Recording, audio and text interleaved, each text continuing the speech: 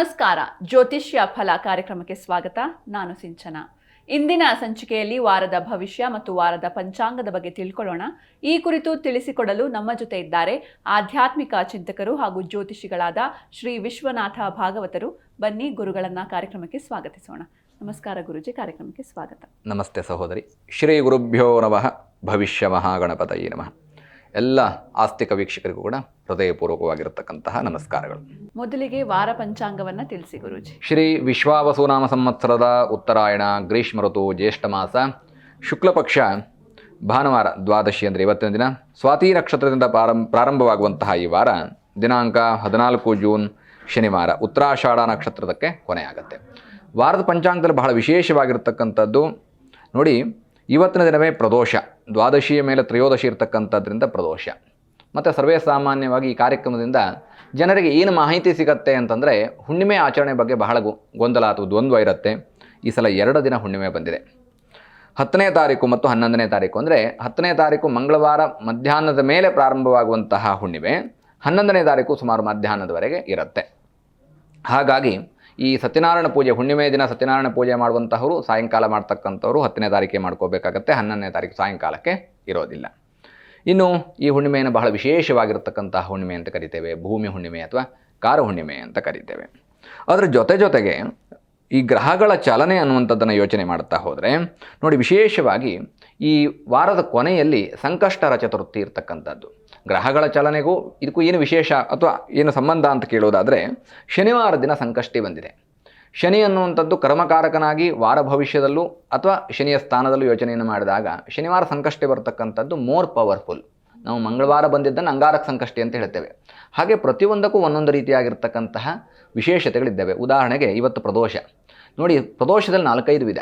ಭಾನುವಾರ ಬಂದರೆ ಅದನ್ನು ಭಾನು ಪ್ರದೋಷ ಅಂತ ಕರಿತೇವೆ. ಸೋಮವಾರ ಬಂದರೆ ಸೋಮ ಪ್ರದೋಷ ಅಂತ ಕರಿತೇವೆ.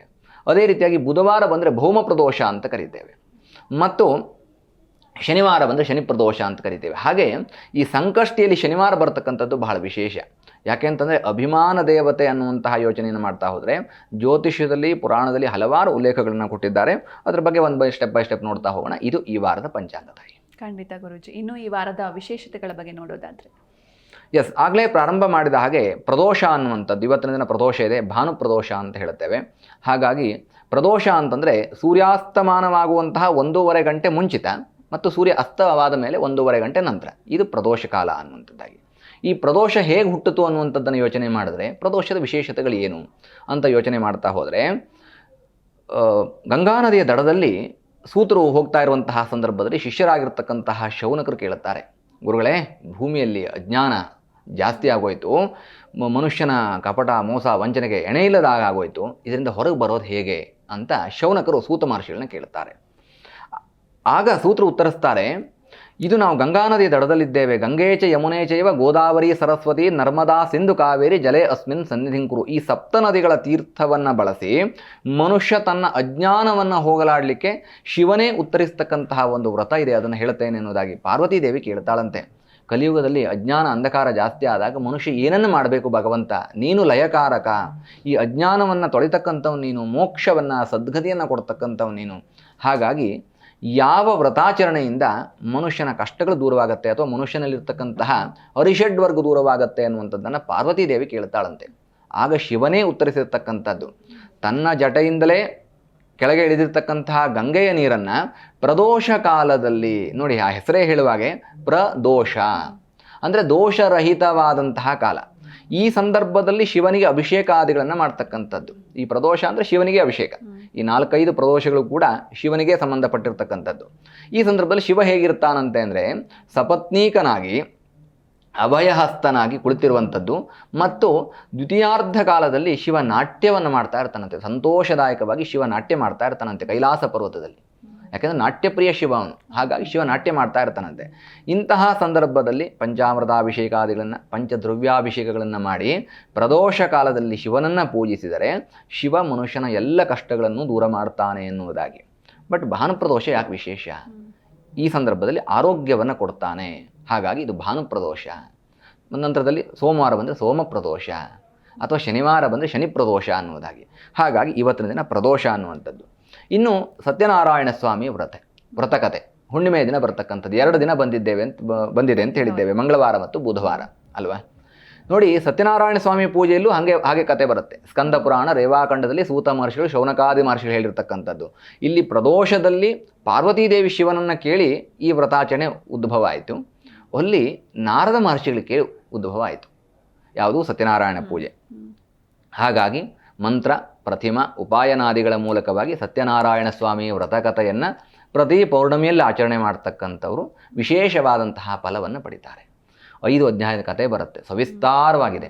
ಸಂಕ್ಷಿಪ್ತವಾಗಿ ಹೇಳೋದಾದರೆ, ಮನುಷ್ಯ ಯಾವುದೇ ರೀತಿಯಾದಂತಹ ತಿಥಿ, ವಾರ, ಕರ್ಣ, ಯೋಗ, ನಕ್ಷತ್ರ, ಮುಹೂರ್ತಾದಿಗಳನ್ನು ನೋಡದೇ ಮಾಡುವಂತಹ ಏಕೈಕವಾದಂತಹ ವ್ರತ ಅಂದರೆ ಅದು ಸತ್ಯನಾರಾಯಣ ಸ್ವಾಮಿ ವ್ರತ. ನಮಗೆ ಯಾವತ್ತು ಬೇಕೋ, ಹೇಗೆ ಬೇಕೋ ಹಾಗೆ ಆಚರಣೆಯನ್ನು ಮಾಡ್ಬೋದು. ಬಟ್ ಭಕ್ತಿಯಿಂದ ಮಾಡಬೇಕು, ಶ್ರದ್ಧೆಯಿಂದ ಮಾಡಬೇಕು ಅನ್ನುವಂಥದ್ದು. ಭಗವಂತನಿಗೆ ಪ್ರಿಯವಾದಂತಹ ಸಪಾದ ಭಕ್ಷ್ಯವನ್ನು ನೈವೇದ್ಯ ಮಾಡಿ ನಂತರದಲ್ಲಿ ತಾನು ಭುಂಜಿಸಬೇಕು ಅನ್ನುವಂಥದ್ದು. ಇದು ಸಂಧ್ಯಾಕಾಲದಲ್ಲಿ ಈ ವಾರ ಬಂದಿದೆ, ಮಂಗಳವಾರ. ಏನು ಆ ಹುಣ್ಣಿಮೆಯ ಫಲ ಏನು? ಸತ್ಯನಾರಾಯಣ ಸ್ವಾಮಿ ಎಲ್ಲವನ್ನೂ ಕೊಡ್ತಾನೆ ಅನ್ನೋದು ಒಂದರ್ಥ. ಅದರ ಜೊತೆಗೆ ಮಂಗಳವಾರ ಬಂದಿರತಕ್ಕಂಥದ್ರಿಂದ ಯಾರು ಆಚರಣೆಯನ್ನು ಮಾಡ್ತಾರೋ ಅವರಿಗೆ ಮಂಗಳದಾಯಕವಾದಂತಹ ಜೀವನ, ಮಂಗಳ ಕಾರ್ಯಗಳು ನಡೆಯುತ್ತೆ, ಶುಭ ಕಾರ್ಯಗಳು ನಡೆಯುತ್ತೆ, ಮನೆಯಲ್ಲಿ ಮಂಗಳಕರವಾದಂತಹ ವಾತಾವರಣ ಇರುತ್ತೆ. ಇದೆಲ್ಲವೂ ಕೂಡ ನಂತರದಲ್ಲಿ ಬುಧವಾರಕ್ಕೆ ಬಂದಂತಹ ಸಂದರ್ಭದಲ್ಲಿ ಸೂರ್ಯೋದಯಕ್ಕೆ ಹುಣ್ಣಿಮೆ ಸಿಗತ್ತೆ. ಬುಧವಾರ ಬಂದಿದೆ, ಭೂಮಿ ಹುಣ್ಣಿಮೆ. ಪ್ರತಿಯೊಬ್ಬರೂ ಕೂಡ ಅದರಲ್ಲೂ ವಿಶೇಷವಾಗಿ ಮನುಷ್ಯನಿಗೆ ಆಹಾರ ಅನ್ನುವಂಥದ್ದು, ಅನ್ನದಾನಾತ್ ಪರಂದಾನಂ ವಂದನಾ ಅನ್ನೋ ಉಪಚಾರಕಂ ಅಂತ ವೇದದಲ್ಲಿದೆ. ಏನು ಹಾಗಂದರೆ, ಮನುಷ್ಯನಿಗೆ ನೀವು ಏನು ಕೊಟ್ಟರೂ ಸಂತೃಪ್ತಿ ಇಲ್ಲ. ಆದರೆ ಒಂದೇ ಒಂದು ವಿಷಯಕ್ಕೆ ಅವನು ಸಂತೃಪ್ತಿಯನ್ನು ಹೊಂದುವಂಥದ್ದು ಅನ್ನಕ್ಕಂತೆ, ಅಂದರೆ ಆಹಾರಕ್ಕೆ. ತಿಂದ ಹೊಟ್ಟೆ ತುಂಬಿದ ಮೇಲೆ ಬೇಕು ಅಂತ ಕೇಳಲಿಕ್ಕೆ ಆಗೋದಿಲ್ಲ. ದುಡ್ಡು ಕೊಟ್ಟರೆ ಇನ್ನೊಂದಷ್ಟು ಬೇಕು, ಅಥವಾ ಸಂಪತ್ತು ಕೊಟ್ಟರೆ ಇನ್ನೊಂದಷ್ಟು ಬೇಕು ಅಂತ ಕೇಳುವಂತಹ ಸಾಧ್ಯತೆಗಳಿತ್ತು. ಈ ಭೂಮಿ ಹುಣ್ಣಿಮೆ ಅನ್ನುವಂಥದ್ದು ಈ ಅನ್ನಕ್ಕೆ ವಿಶೇಷವಾದಂತಹ ಅರ್ಥವನ್ನು ಕೊಡುತ್ತೆ. ಏನಕ್ಕೆ ಅಂತಂದರೆ, ಯಾವ ರೈತರು ಅನ್ನ ಆಹಾರಾದಿಗಳನ್ನು, ದವಸ ಧಾನ್ಯಗಳನ್ನು ಬೆಳೀತಾರೋ ಅವರಿಗೆ ವಿಶೇಷವಾದಂತಹ ಅರ್ಥ. ನೋಡಿ, ಅದರಲ್ಲೂ ವಿಶೇಷವಾಗಿ ರೋಹಿಣಿ ನಕ್ಷತ್ರದ ಮಳೆ ಕೊನೆಗೊಂಡು ಮೃಗಶಿರಾ ನಕ್ಷತ್ರದ ಮಳೆ ಪ್ರಾರಂಭವಾಗ್ತಾ ಇದ್ದಂತಹ ಸಂದರ್ಭದಲ್ಲಿ, ಇದನ್ನು ಮುಂಗಾರಿನ ಮಳೆ ಅಂತ ಪ್ರಾರಂಭದಲ್ಲಿ ಕರೆಯುವಂತಹ ಸಂದರ್ಭದಲ್ಲಿ, ಭೂಮಿ ಹುಣ್ಣಿಮೆಯಲ್ಲಿ ರೈತರು ಎಲ್ಲ ಈ ಕೃಷಿ ಸಲಕರಣೆಗಳನ್ನು ಇಟ್ಟು ಪೂಜಿಸಿ ಕೃಷಿ ಕಾರ್ಯವನ್ನು ಪ್ರಾರಂಭ ಮಾಡ್ತಾರೆ. ಅವರ ಪ್ರಾರ್ಥನೆ ಯಾವತ್ತು ನೋಡಿ, ಇಲ್ಲಿ ಶಾಸ್ತ್ರವೇ ಹೇಳುತ್ತೆ, ಕಾರ ಹುಣ್ಣಿಮೆ ಅಥವಾ ಭೂಮಿ ಹುಣ್ಣಿಮೆ ಅರ್ಥವೇ ಹಾಗೆ ಹೇಳುತ್ತೆ ಇತಿಹಾಸ ಪುರಾಣದಲ್ಲಿ. ಸ್ವಂತಕ್ಕೋಸ್ಕರ ಕೇಳಲೇ ಇಲ್ವಂತೆ ರೈತ, ಒಂದು ಶಾಸ್ತ್ರದಲ್ಲೇ ಬರುವಂಥದ್ದು.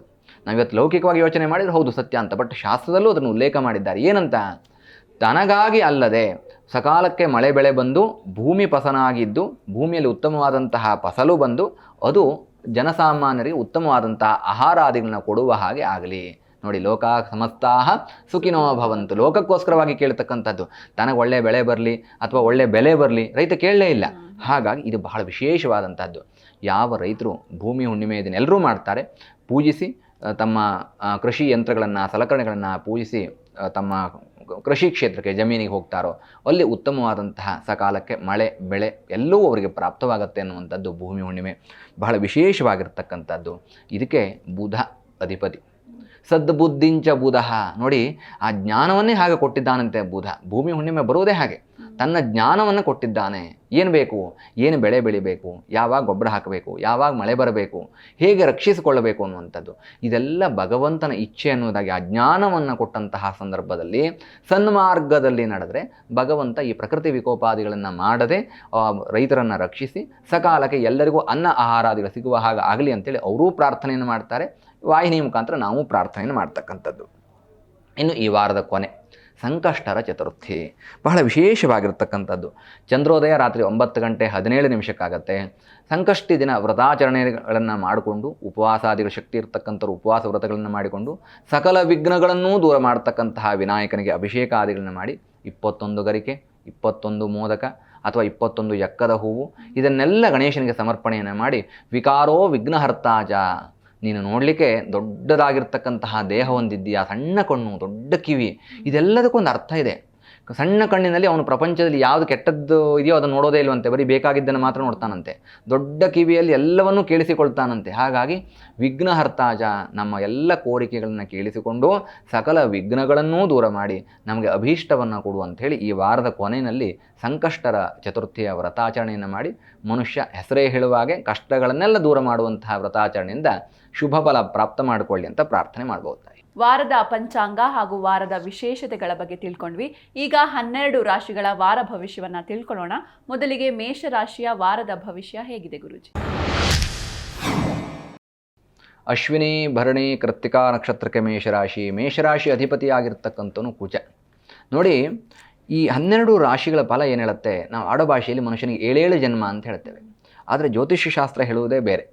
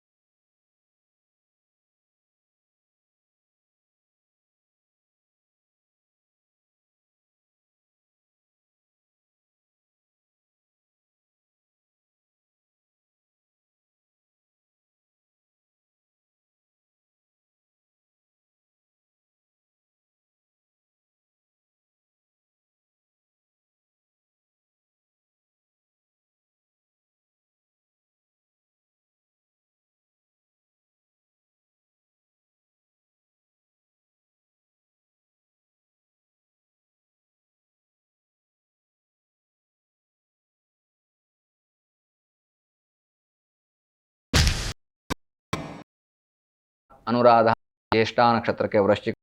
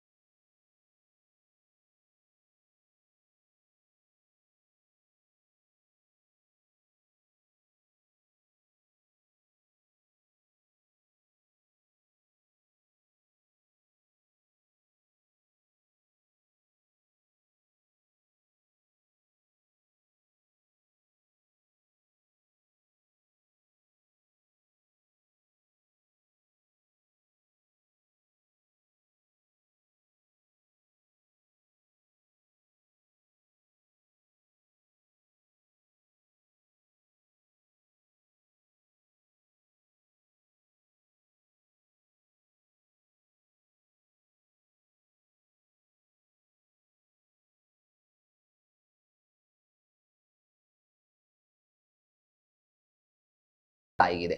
ಇದೆಲ್ಲವೂ ಮನಪೂರ್ವಕವಾಗಿ ಅಲ್ಲ. ಹಾಗಾಗಿ ಆಕೆಯದೇ ಆರಾಧನೆ ಮತ್ತು ಆಕೆಯ ಅನುಗ್ರಹದಿಂದ ಮೂಲಾ ನಕ್ಷತ್ರ ಜನ್ಮ ನಕ್ಷತ್ರ ದೋಷ ಪರಿಹಾರವಾಗುತ್ತೆ, ಶುಭ ಫಲ ಪ್ರಾಪ್ತವಾಗಲಿ ಅಂತ ಪ್ರಾರ್ಥನೆ ಮಾಡೋಣ. ಖಂಡಿತ ಗುರುಜಿ. ಇನ್ನು ನೀವು ಆಗಲೇ ಹೇಳಿದ್ರಿ ಶನಿವಾರದ ಸಂಕಷ್ಟರ ಚತುರ್ಥಿ ಅತ್ಯಂತ ಶುಭಕರ ಅಂತ. ಈ ವಿಷಯದ ಕುರಿತಂತೆ ಇನ್ನಷ್ಟು ಮಾಹಿತಿಯನ್ನು ನೀಡೋದಾದರೆ? ನೋಡಿ, ಶನಿವಾರ ದಿನ ಸಂಕಷ್ಟಿ ಬರ್ತಕ್ಕಂಥದ್ದು ಬಹಳ ವಿಶೇಷ ಅಂತ ಹೇಳಿದೆ. ಕಾರಣ ಇಷ್ಟೇನೇನೆ, ಶನಿ ಅಂದರೆ ಕರ್ಮಕಾರಕನಾಗಿರ್ತಕ್ಕಂಥವನು ಮತ್ತು ಸ್ಥಿರಕಾರಕನಾಗಿರ್ತಕ್ಕಂಥವನು. ಶನಿಯ ಅನುಗ್ರಹ ತೆಗೆದುಕೊಳ್ಳಲಿಕ್ಕೆ ಬಹಳ ವಿಶೇಷವಾದಂತಹ ನಮಗೆ ಸಾಧ್ಯತೆಗಳು, ಶಕ್ತಿಗಳು ಬೇಕು. ಶನಿವಾರ ಬರ್ತಕ್ಕಂಥದ್ರಿಂದ ಅಥವಾ ಶನಿವಾರ ಯಾವುದೇ ದೇವರ ಆರಾಧನೆ ಮಾಡಿದ್ರು ಅದು ಸ್ಥಿರ ಫಲವನ್ನು ಕೊಡುತ್ತೆ ಅಂತ. ನನಗೆ ಸ್ಥಿರ ಉದ್ಯೋಗ ಇಲ್ಲ ಅನ್ನೋದು ಸ್ಥಿರ ಫಲ ಸಿಗತ್ತೆ. ಅದೇ ರೀತಿಯಾಗಿ ಅವನು ಆಯುಷ್ಯ ಕರ್ಮಕಾರಕನಾಗಿದ್ದಾನೆ ಶನಿ ಅನ್ನುವಂಥವನು. ಮಾಡುವಂತಹ ಉದ್ಯೋಗದಲ್ಲಿ ಯಾವುದೇ ವಿಘ್ನಗಳು ದೂರವಾಗಬೇಕು ಅಂದರೆ ಶನಿವಾರ ದಿನ ಸಂಕಷ್ಟಿ ಬಂದರೆ ಸಂಕಷ್ಟರ ಮಹಾಗಣಪತಿ ಅನುಗ್ರಹ ಪ್ರಾಪ್ತ ಮಾಡಿಕೊಂಡ್ರೆ ವಿಘ್ನಗಳು ದೂರವಾಗುತ್ತೆ. ಅದೇ ರೀತಿಯಾಗಿ ಅವನು ಆಯುಷ್ಯಕಾರಕನೂ ಆಗಿದ್ದಾನೆ. 100 ವರ್ಷ ಬದುಕಬೇಕು ಅನ್ನುವಂತಹ ಆಸಕ್ತಿಗಳಿರುತ್ತೆ. ಅನಾರೋಗ್ಯ ಏನೋ ಒಂದು ತೊಂದರೆಯನ್ನು ಕೊಡ್ತಾ ಇರುತ್ತೆ. ಪದೇ ಪದೇ ಪದೇ ಅನಾರೋಗ್ಯ, ಡಾಕ್ಟರ್ ಹತ್ರ ಕೂತಕ್ಕೆ ಏನೂ ಸಮಸ್ಯೆ ಇಲ್ಲ ಅಂತ ಹೇಳುವಷ್ಟರ ಮಟ್ಟಿಗೆ ಇರ್ತಾರೆ. ಆದರೆ ಅಂಥವರು ಶನಿವಾರ ದಿನ ಸಂಕಷ್ಟಿ ಪೂಜೆಯನ್ನು ಮಾಡಿದರೆ ಉತ್ತಮವಾದಂತಹ ಸ್ಥಿರ ಆರೋಗ್ಯ, ಆಯುಷ್ಯ, ಉದ್ಯೋಗದಲ್ಲಿ ಯಶಸ್ಸು ಇವೆಲ್ಲವೂ ಪ್ರಾಪ್ತವಾಗುವುದರಲ್ಲಿ ಯಾವುದೇ ರೀತಿಯಾದಂತಹ ಸಂದೇಹ ಇಲ್ಲ. ಗಂಗಣಪತಯೇ ನಮಃ ಅಂತ ಎಲ್ಲರೂ ಶನಿವಾರ ದಿನ ಸಂಕಷ್ಟರ ಚತುರ್ಥಿಯ ಸಂದರ್ಭದಲ್ಲಿ ಪಾರಾಯಣ ಮಾಡಿಕೊಳ್ಳಿ. ಗಂಗಣಪತಯೇ ನಮಃ ಅನ್ನುವಂಥದ್ದು. ರಾತ್ರಿ 9:17 ಚಂದ್ರೋದಯವಾಗುತ್ತೆ. ಚಂದ್ರೋದಯದವರೆಗೂ ಕೂಡ ಉಪವಾಸ, ಶಕ್ತಿ ಇದ್ದವರು ಉಪವಾಸವನ್ನು ಮಾಡಿ, ಚಂದ್ರ ದರ್ಶನ ಮಾಡಿ, ಚಂದ್ರಾರ್ಘ್ಯವನ್ನು ನೀಡಿ, ಊಟೋಪಚಾರವನ್ನು ಮಾಡಿ ಉತ್ತಮವಾದಂತಹ ಶುಭ ಫಲ ನಿಮ್ಮದಾಗತ್ತೆ. ಖಂಡಿತ ಗುರುಜಿ. ಇನ್ನು ಕೊನೆಯದಾಗಿ ನಮ್ಮ ವೀಕ್ಷಕರಿಗೆ ಯಾವ ಮಂತ್ರವನ್ನು ತಿಳಿಸ್ತಿದ್ದೀರಾ? ನಮೋ ನಮೋ ಗಣೇಶಾಯ ವಿಘ್ನೇಶಾಯ ನಮೋ ನಮಃ ವಿನಾಯಕಾಯ ವೈತುಭ್ಯಂ ವಿಕೃತಾಯ ನಮೋ ನಮಃ. ಈ ಮಂತ್ರವನ್ನು ಹೇಳ್ಕೊಳ್ಳಿ. ಅಥವಾ ನಿಮಗೆ ಬರುವಂತಹ ಶುಕ್ಲಾಂಬರಧರಂ ವಿಷ್ಣುಂ ಈ ಮಂತ್ರವನ್ನು ಹೇಳ್ಕೊಳ್ಳಿ. ಗಂಗಣಪತಯೇ ನಮಃ ಅಂತ ಹೇಳ್ಕೊಳ್ಳಿ.